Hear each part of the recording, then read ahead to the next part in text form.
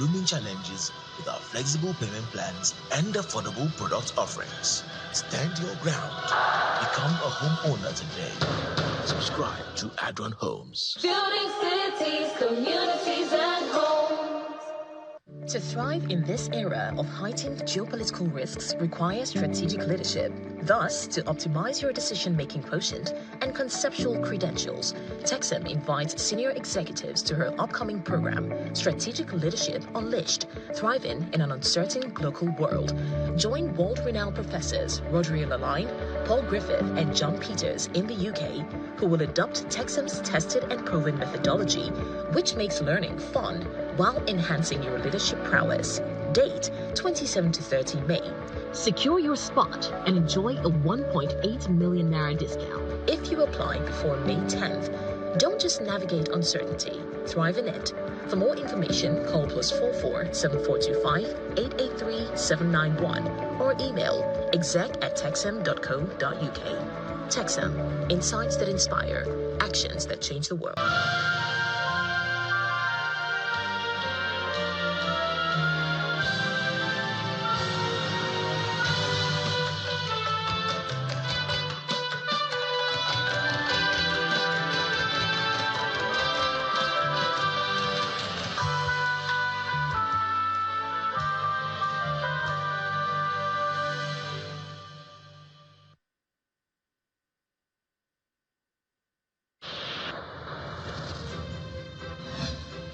From Lagos, the nation's commercial capital, this is the News at 10.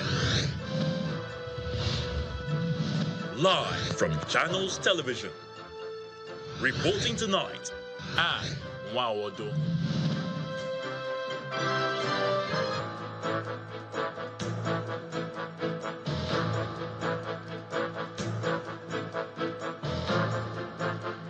And welcome. Tonight, it's frustration and anger as members of the House of Representatives lament non-implementation of the House resolutions aimed at tackling the security challenges in the country.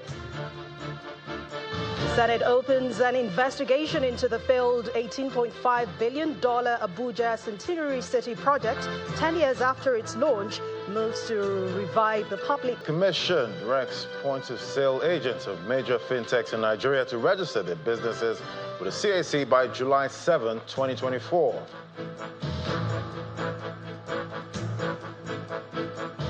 On Sports News tonight, Nigeria's Rivers Hoopers fairy tale run at the Basketball Africa League in Dakar, Senegal continues as the Kingsmen stun 2022 champions US Monastir of Tunisia to extend unbeaten run to 3 games. From Abuja, the nation's capital, the National Emergency Management Agency commences disaster preparedness to mitigate the impact of flooding this year, as predicted by the Nigerian Meteorological Agency.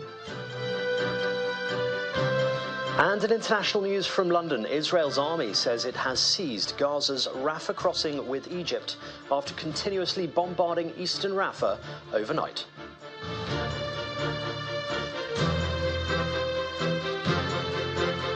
We begin from the National Assembly, where some lawmakers in the House of Representatives today voiced their frustration over the failure of relevant authorities to implement numerous House resolutions aimed at tackling insecurity in Nigeria, or they maintain that efforts made as contribution to the national debate on how best to address the menace of insecurity have not been considered helpful. Meanwhile, the House of Representatives has commenced investigation into what the lawmakers have described as arbitrary increase in the price of cement. Our National Assembly correspondent, Terry Ikumi, reports. It's another legislative day in the Green Chamber.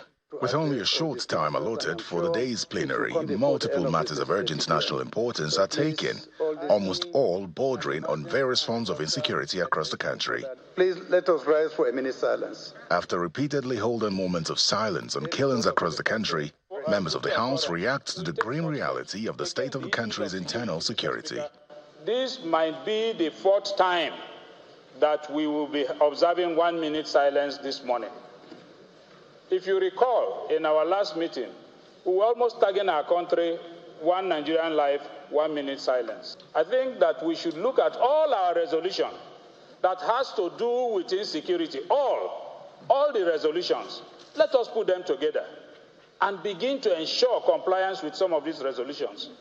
Because we arrive at resolutions day in, day out, and nothing happens. This House must have a position paper from constituents, particularly in the security-prone areas, on the issue of employing or bringing back mercenaries to finish security issues in this country so that investors can come in and invest.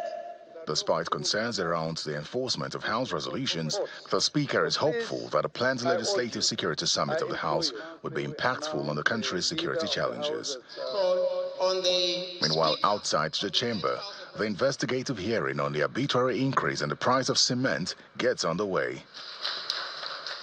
The opening ceremony is attended by the Deputy Speaker, representing the Speaker. This hearing arises from the House of Representatives' deep concern for the people it represents and the need for transparent engagement with key stakeholders in the cement industry, particularly the manufacturers. Nigeria's price of cement doubles that of India at a difference of 69%. Similarly, the price is 29% higher than that in Kenya and 39% higher than that in Zambia. In the days ahead, based on the resolution of the House, the committee is expected to summon cement manufacturers in the country for capitalizing on exchange rate volatility to arbitrarily increase the price of the product, for which cost of production has not changed significantly since 2023. Terry Ikumi, Channels Television News. And staying in the National Assembly, 10 years after the launch of the Abuja Centenary City, the Senate has opened an investigation into the failed project which the 10th Assembly is seeking to revive. The sponsor of the motion, Senator Ashiru Oyelola, representing Kwara South, noted that the original estimated investment for that project in 2014 was $18.5 billion. The Senate therefore set up an ad hoc committee chaired by the Deputy Senate President to also review that agreement and recommend amendments to facilitate an expeditious completion within a defined time frame. And National Assembly correspondent Gloria Umezoke reports.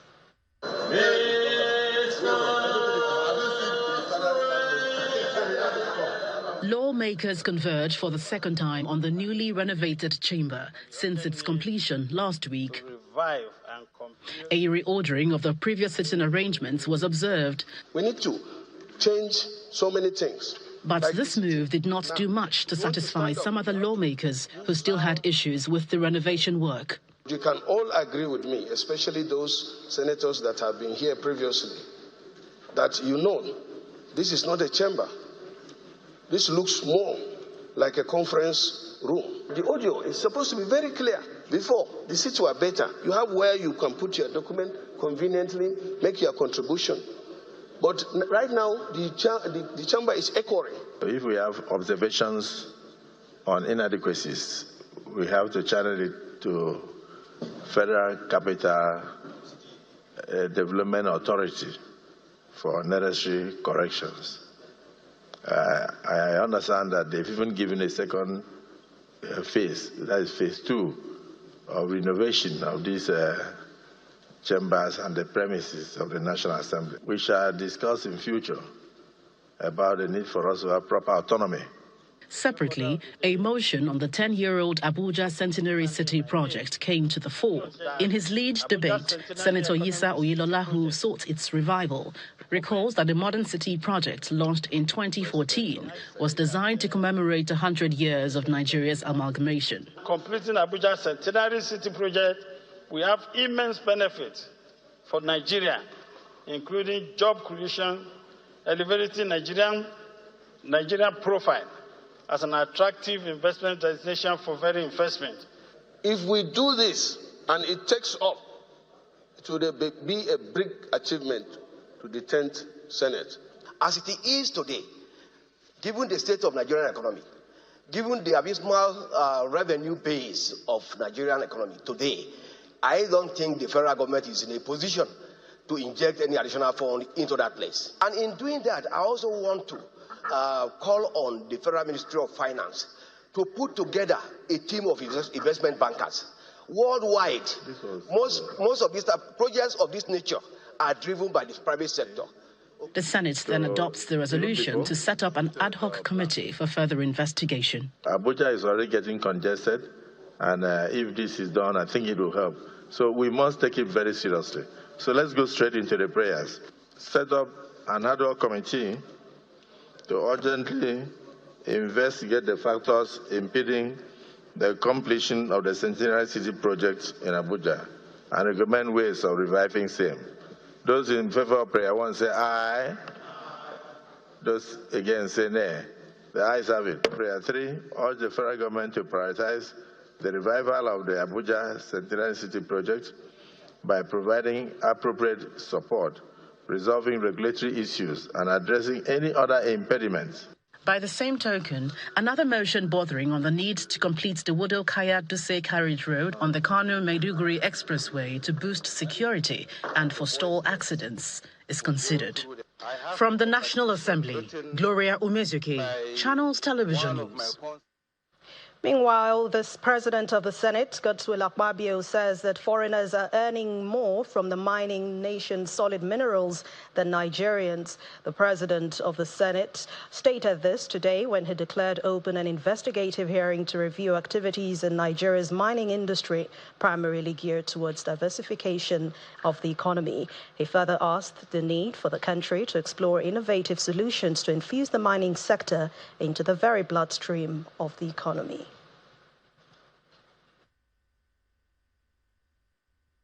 We are gathered here with a shared purpose to ask the very tough questions and seek answers, those that will shape the future of this great nation.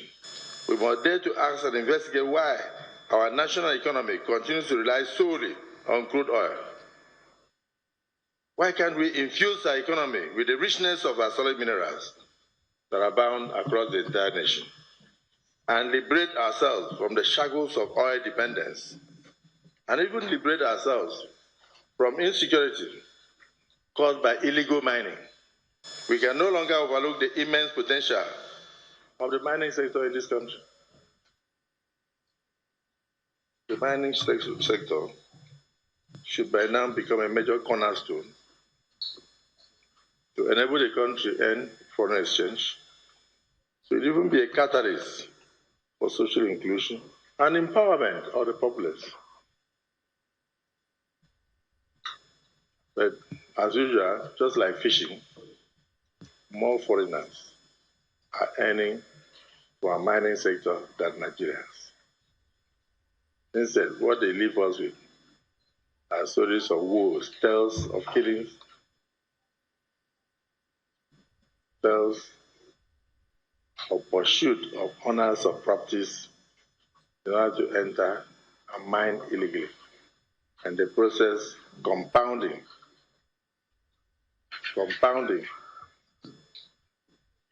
the security situation of our country. The senator representing Ondo South Senatorial District, Senator Jimo Ibrahim, is lamenting the outcome of the All Progressives Congress Ondo 2024 governorship primary election, which was held on April the 20th this year, describing the exercise as a mega fraud. Senator Ibrahim disclosed this when he briefed Senate correspondents on the outcome of that exercise. According to him, elections did not hold, and he wants a fresh exercise to be conducted, or the party should be barred from participating in the election proper later in the year. What we have decided to do is simple. We will not take law into our hands, but we fight to Supreme Court by legal instruments. What we saw in Ondo, April 20, was a mega fraud of the democratic processes, which should not be allowed to stay, not because of my own personal interest, but for the interests of Nigerians yet unborn, and including those who are also living. The election did not take place. It didn't hold. There were mere allocation of figures to contestants. a young man who came second withdrew from the race 2 weeks before the election. But for the affirmation of figures, it was allocated reasonable figures. The interesting thing to tell you is that I was not even able to vote in my own primary election. I called the national chairman to inform him that I couldn't vote. If INEC can say there's no election in 80% of those wards, then obviously you know that the doctrine of substantial compliance is in breach. Our prayer is that conduct a new primary or delist APC from participating in 2024 November election in Ondo. In part two, after the break, Rivers State chapter of the All Progressives Congress demand impeachment of the governor, Siminalaye Fubara, plus reactions trail 0.5% cybersecurity levy imposed by the Central Bank of Nigeria on all electronic transactions to be remitted to the National Cybersecurity Fund. Please stay with us. New beginnings are always colorful. When we celebrate the start of life's journey, we marry in colors. With our proudly Nigerian Dulux paints, now available in any color. Minutes. Try AdMe.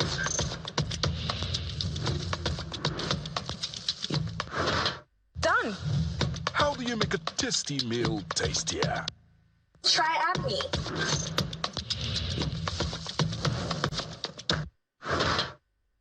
AdMe, with its nutritional blend of vegetables, protein, and seasoning, gives your meal that final touch.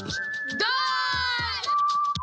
Do you know that you can now print all your essential items for events without even having to leave your home? It's the Cas Print Combo Deal for all events. Yes! Weddings, conferences, birthdays, burials, etc. Starting from 495,000 Naira only. You get 50 invites, 50 A2 size posters, 50 16-page brochures, 1 large backdrop banner, 1 roll-up banner, 50 jotters with pens, and 50 souvenir carrier bags. Whatever event you're planning, we can adjust to your budget and quantities. Just send your pictures and other information through WhatsApp, and we shall send a design for your approval. Approve your design, and we will produce with super high-quality digital print technology. We can even arrange delivery to your location. Call us now on 0913-156-5016 or 0812-794-9323 or visit our social media pages. Cas Prints, digital printing at super speed.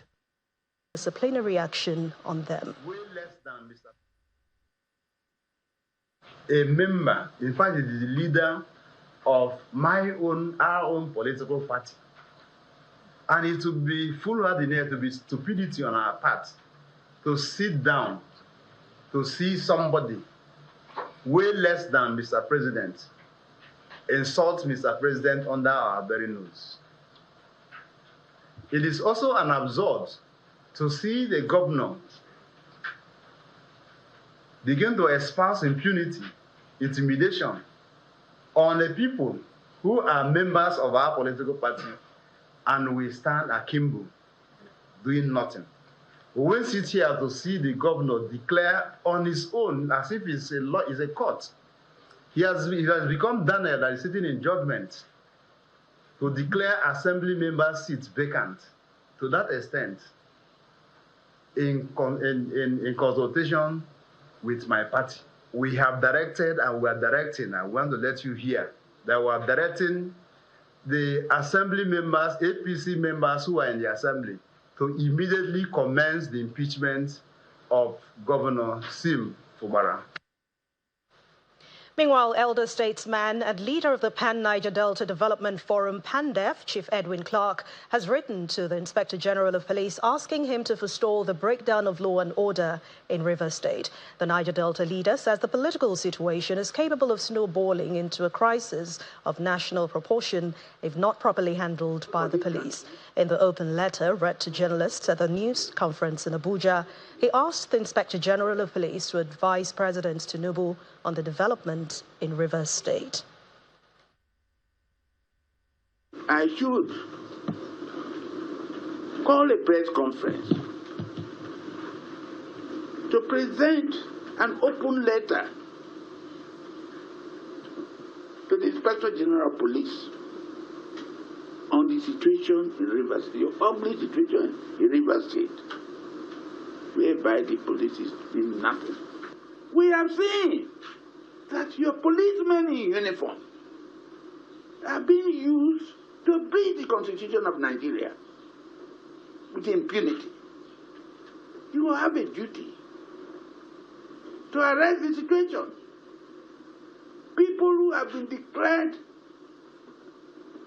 whose election have been declared null and void, they are no longer there, should not be allowed to disturb the government of elected governor in Rivers, because he was spread to Niger Delta, from Niger Delta to Nigeria, and it will affect our economy.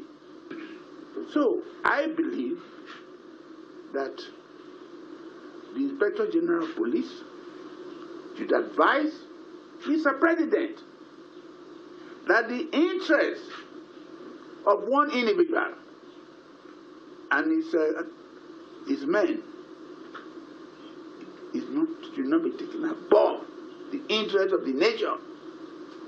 Otherwise, there will be problem in this country that it will not be able to cope with.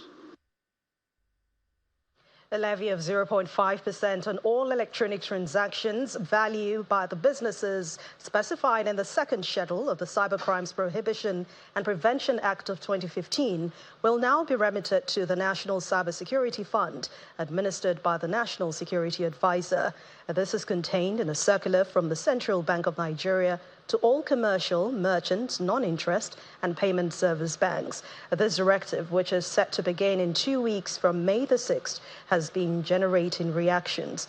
Our business correspondent Ini John Mekwa highlights some implications and concerns in this report. The Enhancing Financial Innovation and Access report shows that while 71% of urban adults have bank accounts in Nigeria, only 40% of those in rural areas have accounts. This has been largely attributed to insufficient infrastructure to support financial transactions. But there are a handful of Nigerians who are reluctant to embrace the electronic world because of charges. Currently, up to about 10 charges are attached to various electronic transactions, compounded by the now introduced Cybersecurity levy. While the legality of the Cybersecurity levy is founded on the Cybercrimes Prohibition Prevention Act, amended 2024, the interpretation seems to leave some gaps. What does the law say? Section 44, subsection 2 talks about 0.5% of all transactions, electronic transfers. But the Act says these transactions should be deducted by businesses. And then it goes further in the schedule to list 5 types of businesses that fall within the ambit of this regulation. Talks about GSM, internet service providers, banks and financial institutions, insurance companies, and the stock exchange. So these 5 entities are the businesses that are bound by that section 44 sub 2. And then you now have the guidelines from CBN. First of all, there are other legal issues that come within the foray of this conversation. Does CBN have the powers, to issue these guidelines pursuant to this law? Does the Act empower them? Adding this new tax to the already existing 40% tax on business profit and the possible discouragement to the adoption of cashless policy are also to be considered. I imagine the implication of this now. First, for the cost of doing business. I imagine the implication for what the government itself is even trying to do to harmonize taxes. As at 2023, e-payments data was 600 trillion. So if you are taking 0.5% of that, you are talking about close to maybe 3 trillion. Harmonization of taxes has been the focus of the Taiwo Oyedele-led Presidential Fiscal Policy and Tax Reforms Committee, which seems not to have been involved in this new levy, as a statement from Mr. Oyedele notes. The new Cybersecurity levy has come to the notice of the Presidential Fiscal Policy and Tax Reforms Committee. We are currently reviewing the new tax and engaging internally with relevant stakeholders to understand the rationale for it and decide on the next steps.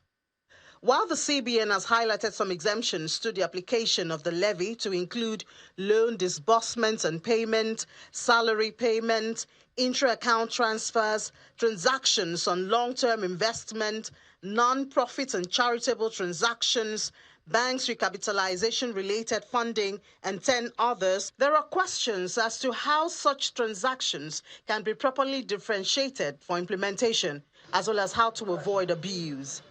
Ini John Mekwa, Channels Television News.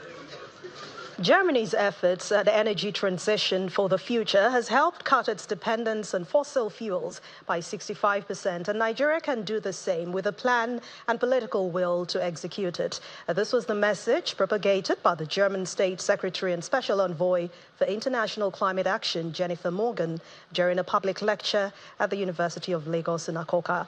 Our correspondent Amarachi Ubani reports. She may have started out as an American environmental activist, but Miss Jennifer Morgan has naturalized in Germany, studying and providing solutions that have helped the country make the necessary energy transition from dependence on fossil fuels to renewables. It's a knowledge she's brought to the University of Lagos, one of the leading academic institutions actively seeking and implementing energy solutions to everyday needs. We recently passed the most ambitious legislative package of climate and energy legislation in our history. We have a target backed up by a series of laws to achieve 80% renewables in the electricity sector by 2030. And we want and have a national law to be climate neutral by 2045. And according to our independent environment agency, we are on track, but we are not relaxing because we have much more to be done.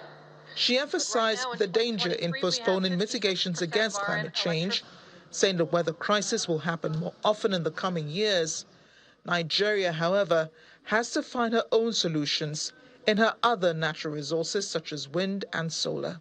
Last year, the International Renewable Energy Agency produced a report on Nigeria, and it showed that actually renewable energy technologies will be key to achieving a sustainable energy mix and meeting the country's growing needs.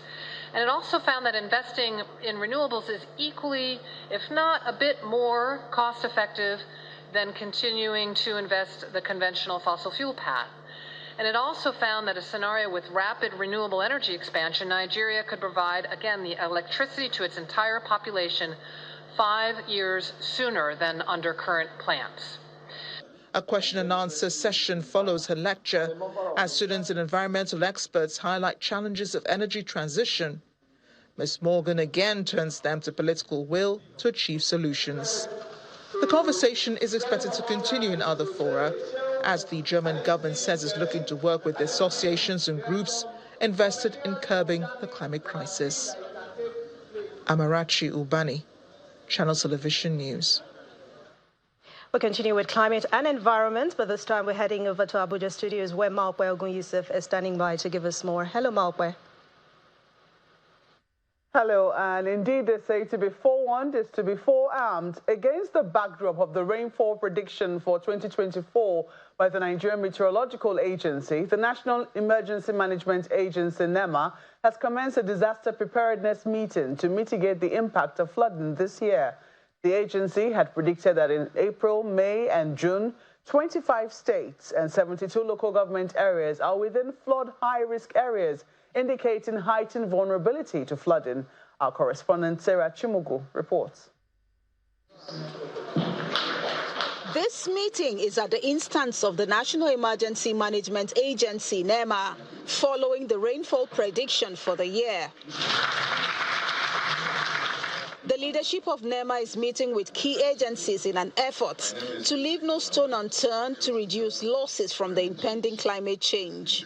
Some of the recommendations include, but are not limited to, community sensitization and awareness campaign to ensure early desilting and clearing of debris in water bodies to prevent blockages, monitoring of dam discharge and regulations, as well as creating detention dams and the need for subnational entities to mobilize flood-prone communities to clear waterways and channels and to relocate from floodplains.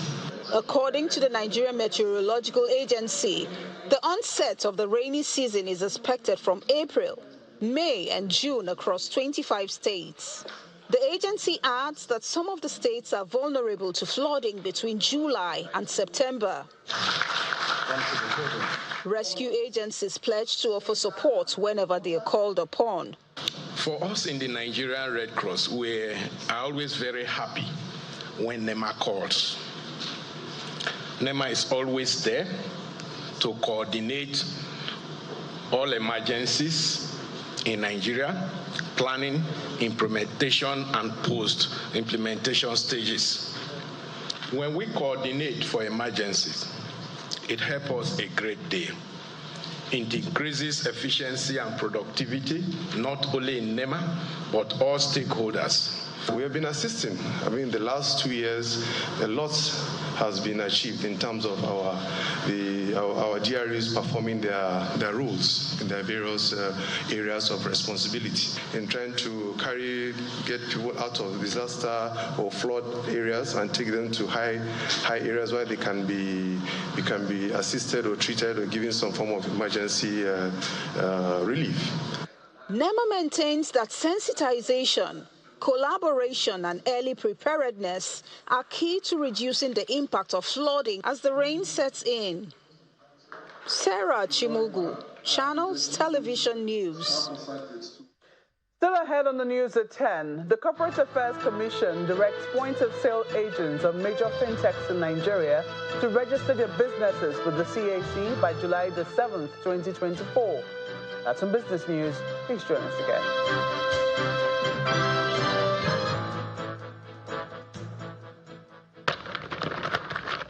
What is going on? Pressure, wow. I'm so ashamed. No one wants to be my friend. I think I'm anxious and depressed. I don't think this life is worth living at all. I don't think so. I'm tired. Something is wrong. I don't even know what's going on anymore. Sometimes we feel all these negative emotions and think we're going to be fine.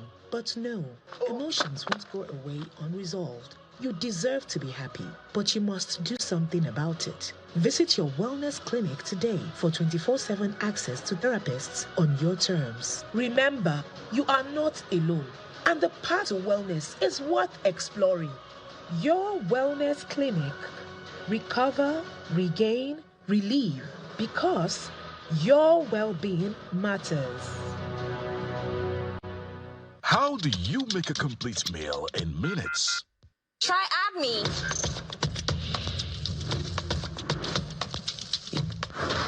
Done. How do you make a tasty meal tastier? Try AdMe.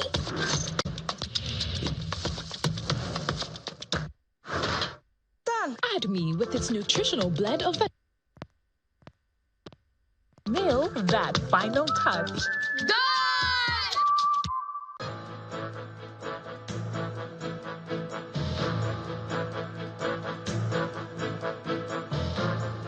In legal matters, the Court of Appeal sitting in Lagos has adjourned till September the 16th the hearing of the appeal filed by the chairman of Ibeto Energy Development Company, Mr. Cletus Ibeto, challenging the jurisdiction of the State High Court to try him over an alleged 4.8 billion naira fraud. The appellate court, presided over by Justice Mohammed Mustafa, adjourned the appeal to his companies, Ibeto Energy Development Company and Ondo Holdings Limited, on a 10-count charge of conspiracy, fraud, forgery, and fraudulent use of documents before the Lagos High Court, Ikeja. At the proceedings before the appeal court today, Justice Mustafa suspended the enforcement of the bench warrant issued on November the 3rd, 2023 against the appellant. This came after Mr. Ebeto's lawyer, Chief Wale Olanikpekun SAN, and the EFCC's counsel, Mr. Adebisi Adeniyi, informed the court that the parties are in the process of settling the matter and that the appellant has so far refunded about 1.7 billion naira to the commission.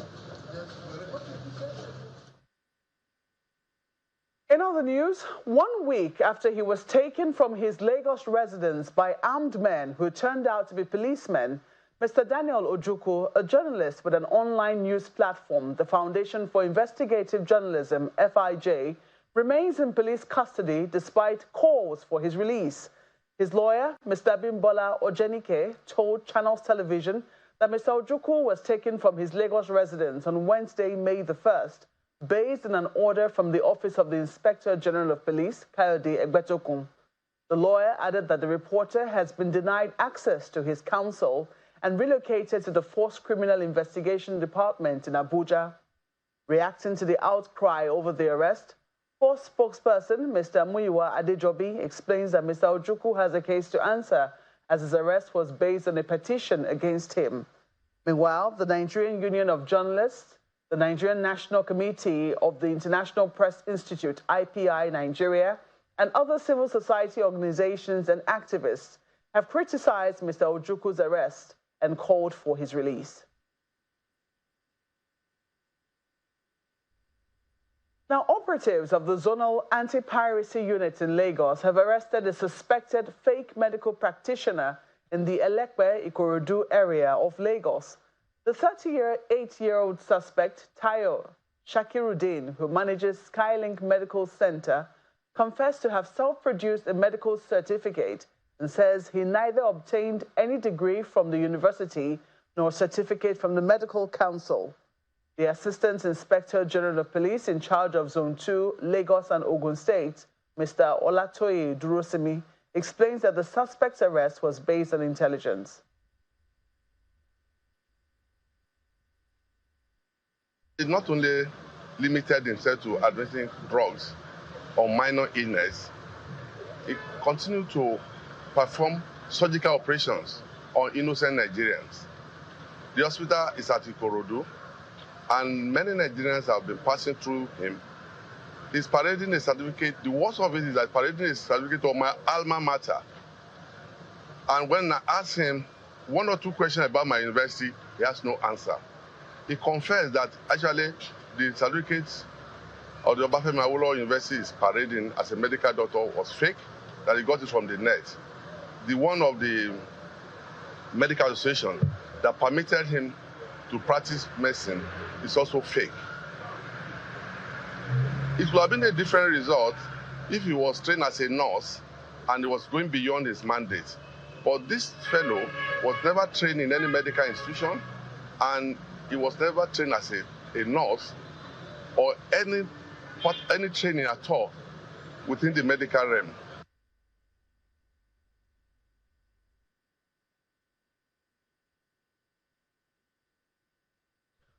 While staying with crime matters, the Ogun State Police Command says it has neutralized 2 out of 6 suspects for kidnapping 3 Indians in the state.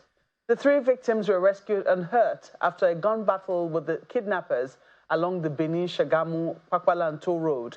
According to the State Commissioner of Police, Mr. Abiodun Alamutu, the victims were kidnapped on Saturday, May the 4th, while returning to their residence at Kojola Junction in the Mowe Obafemi Owode local government area of the state. Some of the items recovered include 2 AK-47 rifles, 1 single-barrel locally made gun, 1 sword, a cell phone, and ammunition. The likely ransom, which is about 7,900,000 naira, and another sum of 1,500 rupees were also recovered. The bodies of the 2 demobilized suspects have been deposited at the morgue, while intensive efforts are ongoing to arrest the 4 fleeing members of the kidnap gang.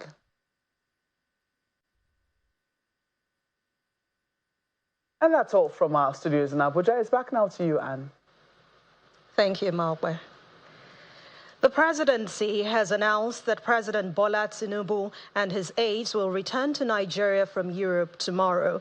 A post by the special advisor to the president on information and strategy, Bayo Onanuga, on his X handle says that the president and his aides will return to Nigeria tomorrow from Europe. That's on Wednesday.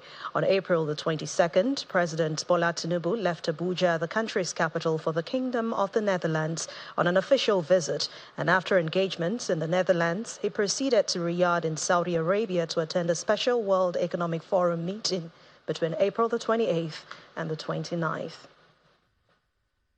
To more stories now, following the decision by the Kaduna State House of Assembly to investigate the financial dealings and liabilities by the administration of former Governor Nasir El-Rufai, the ad hoc committee set up by the House to investigate this issue has commenced fact-finding sessions.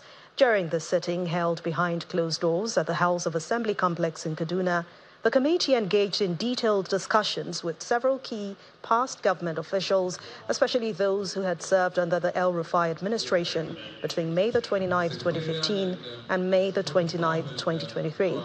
Well, it was gathered that the session provided valuable insights into the various aspects of government operations, with the principal actors shedding light on critical areas.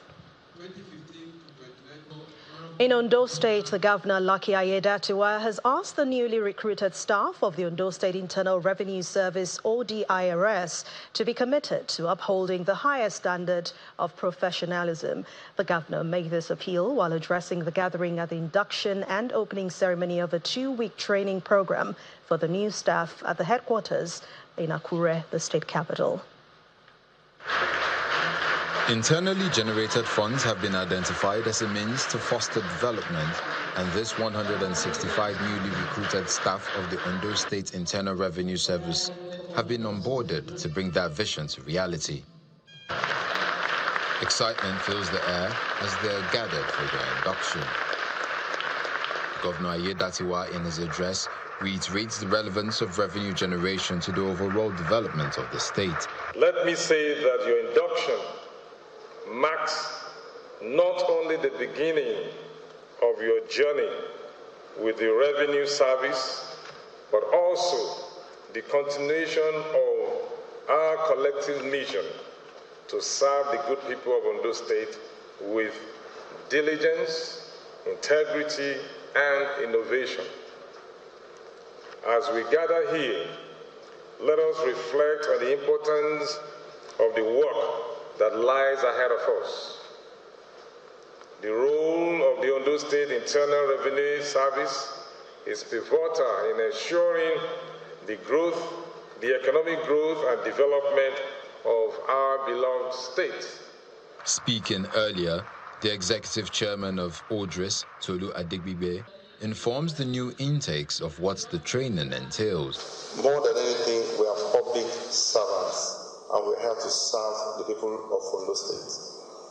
Over the next 2 weeks, you'll be trained on soft skills, corporate ethics, office administration, tax education and enlightenment, personal income tax, legal and enforcement process, tax audit and investigation, etc. And immediately after the training, most of us will be posted to all our tax stations and offices across the 18 local governments of the state. For the representative of the new intakes, the charge to uphold ethics and perform diligently is at the fore of their core.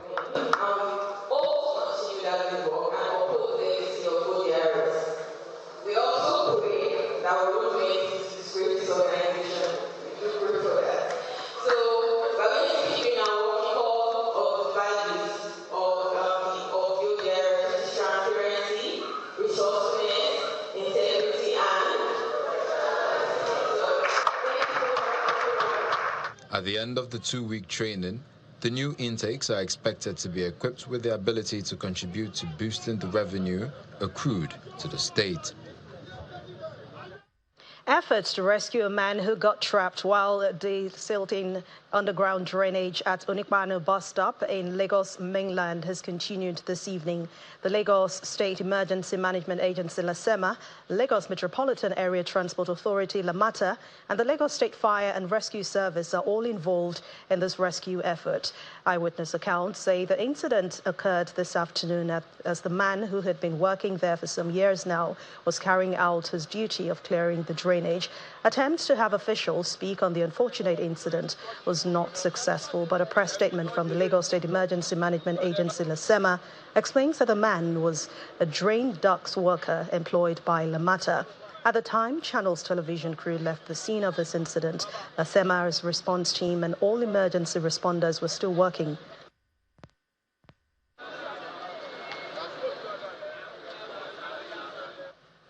Let's check out what's new in the world of business. Laddie Williams is standing by. Banking, so easy, so simple. Dial *894# now to experience it. You first, First Bank.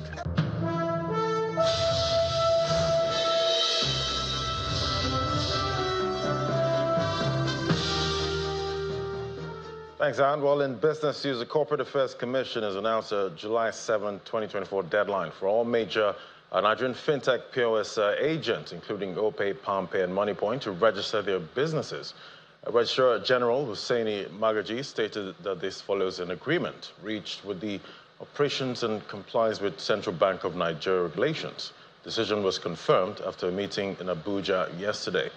Mr. Magaji also stressed the action was equally backed by Section 863, subsection 1 of the Companies and Allied Matters Act, CAMA 2020, as well as the 2013 CBN guidelines on agent banking. Meanwhile, the Central Bank of Nigeria has released additional guidance on how international oil companies can use their foreign exchange earnings. According to a new circular signed by Dr. Hassan Mahmoud, Director of the Trade and Exchange Department, IOCs may immediately pool 50% of their repatriated export proceeds. The circular, responding to inquiries from banks and stakeholders, also allows banks to request cash pooling in advance with proper documentation. Furthermore, it specifies that remaining 50% can be used to fulfill financial obligations within Nigeria over a 90-day period. And to the energy market, now the NNPC Limited is urging motorists to avoid panic buying of PMS, assuring an ample supply of over 1.5 billion litres, equivalent to over 30 days' worth. According to a statement by the NNPC's Chief Corporate Communications Officer, queues are diminishing as fuel distribution improves nationwide. The NNPC pledges ongoing collaboration with downstream agencies like the NMDPRA, sector labour unions, and security forces to tackle hoarding. And outside our borders, British energy giant BP has reported a fall in first quarter profit, with results coming in below analysts' expectations amid a significantly weaker margin in fuels and lower gas and oil prices. According to its newly released financial statement, the company logged underlying replacement cost profit used as a proxy for net profit of $2.7 billion, which is down from $3 billion from the previous quarter. BP's profits were lower than in the same period last year, when it's totaled at nearly about $5 billion. Many of the company's peers in the oil and gas industry have also seen a decline in yet-to-date first quarter profits due to a sharp fall in gas market prices. And to the domestic equities market now, down for a second trading day this week. Dominic Iwiwu tells us more.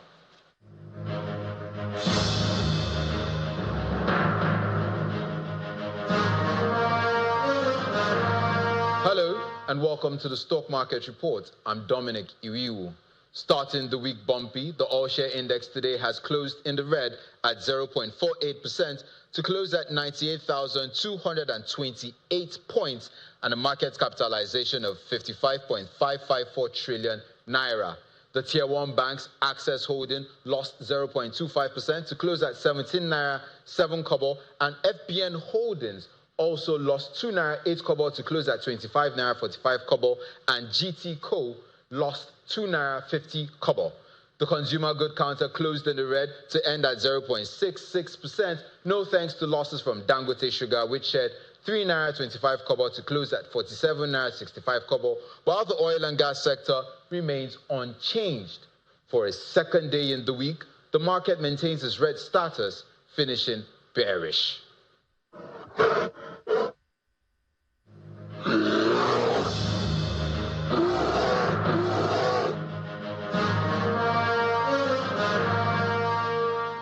All right, let's get a check of performance of other major stock. Banking, so easy, so simple. Dial star 894 hash now to experience it. You first, First Bank. Thank you, Ladi. The Israeli military forces have taken operational control of the Gaza side of the Rafah crossing, which is on the border with Egypt. Well, as part of the operation there, the IDF struck and eliminated 20 Hamas terror targets in the Rafah area. It also located 3 operational tunnel shafts used by the group. Here's Simon Puse with other international news and around the world in 5. Good evening and welcome to the channel's studios here in London with your international news around the world in 5. Israel's army says it has seized Gaza's Rafah crossing with Egypt after continuously bombarding eastern Rafah overnight. Tanks moved in on the area, a vital entry point for aid, a day after Israel ordered civilians to evacuate the area. Truce talks, meanwhile, are to resume in Cairo after Israel said terms which Hamas had agreed to were unacceptable. Israeli Prime Minister Benjamin Netanyahu rejected it as far from Israel's basic requirements. The country's war cabinet voted to continue operations in Rafah, but is, however, sending a delegation to the talks in Cairo. Vladimir Putin has officially been sworn in as Russian president, marking the start of his 5th term in office. The lavish ceremony marks his 3rd consecutive and 5th overall inauguration as president. However, lots has changed since he was first sworn in, where he pledged to preserve and develop democracy and to take care of Russia. 24 years on, the Kremlin leader is waging war against Ukraine, and instead of developing democracy, Mr. Putin has been curtailing it, jailing critics, removing all checks and balances on his power. His new term, the 3rd consecutive time he has been elected, will take him up to 2030. Rescuers in South Africa are searching for survivors after a 5-story apartment block under construction collapsed, killing 5 people and leaving at least 50 trapped. Officials in the city of George, Western Cape Province, say 26 people have been pulled from the wreckage and taken to hospital, but there were dozens more workers on the site when the building collapsed. The cause is under investigation. Video footage taken nearby showed a huge cloud of dust as the building fell. At the scene on Tuesday morning, emergency workers were taking it in turns to work the small site, removing concrete blocks and debris by hand. We're trying to get water into the people. So those are the kind of steps that we have to follow. And then from tomorrow, we'll start bringing in heavy equipment to start lifting up all the collapsed structures. But at the moment, as long as we're hearing life, we have to focus in that with our rescue teams. Local authorities say the death toll from the heavy rains that have caused flooding in Brazil's southern state of Rio Grande do Sul has risen to at least 78. Massive flooding and landslides triggered by days of heavy rain. Nearly 25,000 residents have been forced to leave their homes since the storms began last Saturday. At least 500,000 people were without power and clean water, with further rainfall expected. Australia's Prime Minister says it was unacceptable for Australian defence personnel to be put at risk in international airspace by the Chinese military as they took part in an operation to enforce UN sanctions on North Korea. The Chinese Air Force J-10 jet dropped flares above and several hundred metres ahead of an Australian MH-60R Seahawk helicopter on a routine flight on Saturday in the Yellow Sea as part of an operation to enforce sanctions against North Korea. Anthony Albanese said China had not yet responded publicly to Australia's representations over the incident. Australian Defence Force personnel were going about their job in international waters, but also in international skies, to support the United Nations in the sanctions that they have against the North Korean regime. That is part of Australia being good global citizens, and Australian Defence Force personnel should not be at risk whilst they're doing that. Boeing's first crewed spaceflight has been postponed just 2 hours before launch for a safety check. That's according to NASA. Astronauts Butch Wilmore and Suni Williams were already in position inside the Starliner when the decision to halt was made because of a potential issue with an oxygen relief valve. The spacecraft had been expected to blast off from Cape Canaveral in Florida and make its way to the International Space Station. The soonest a new launch attempt may be made is on Friday. The mission has already been delayed for several years because of setbacks in the spacecraft's development. And the current Miss USA has said she is relinquishing her title to prioritize her mental health. Noelia Voigt, Utah. 24-year-old Noelia Voigt won the beauty pageant last year and represented the US at the Miss Universe competition in El Salvador in November. Posting on Instagram, she said, "In life, I strongly value the importance of making decisions that feel best for you and your mental health." And that's your international news around the world in 5. Now back to the channel's studios in Lagos.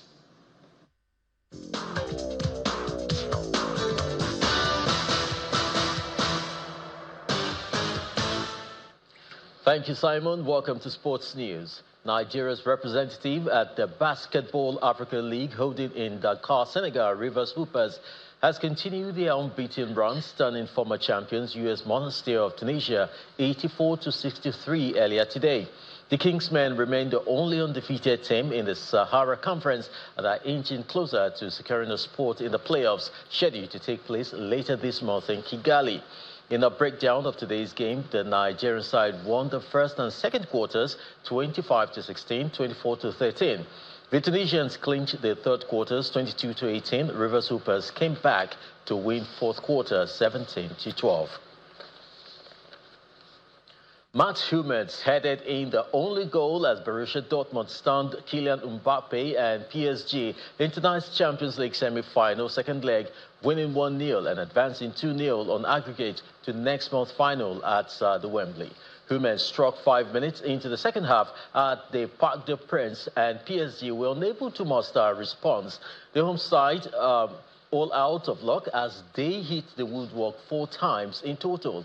Dortmund, who sit 5th in the German Bundesliga, were never expected to go so far and will be underdogs in the June 1 showpiece, regardless of whether they face their old rivals Bayern Munich or Real Madrid, who meets on Wednesday. It will be the first time since 2013.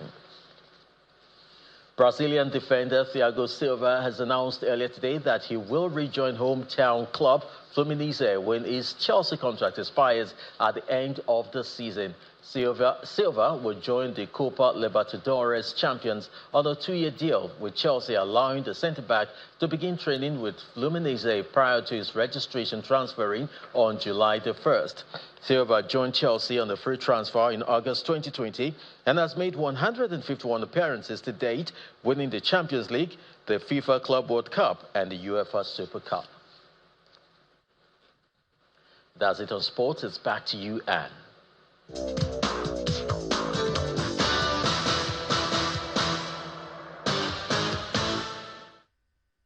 Thank you, Chris. And the main news again.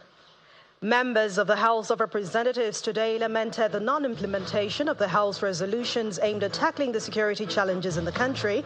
They maintained that efforts made as contributions to the national debate on how best to address the menace of insecurity have not considered helpful. And the Senate has opened an investigation into the failed $18.5 billion Abuja Centenary City project 10 years after it was launched, as the lawmakers move to revive the public-private initiative. That's the news at 10 tonight. Thank you so much for watching. I'm Anne Nwawadu. Have a wonderful night.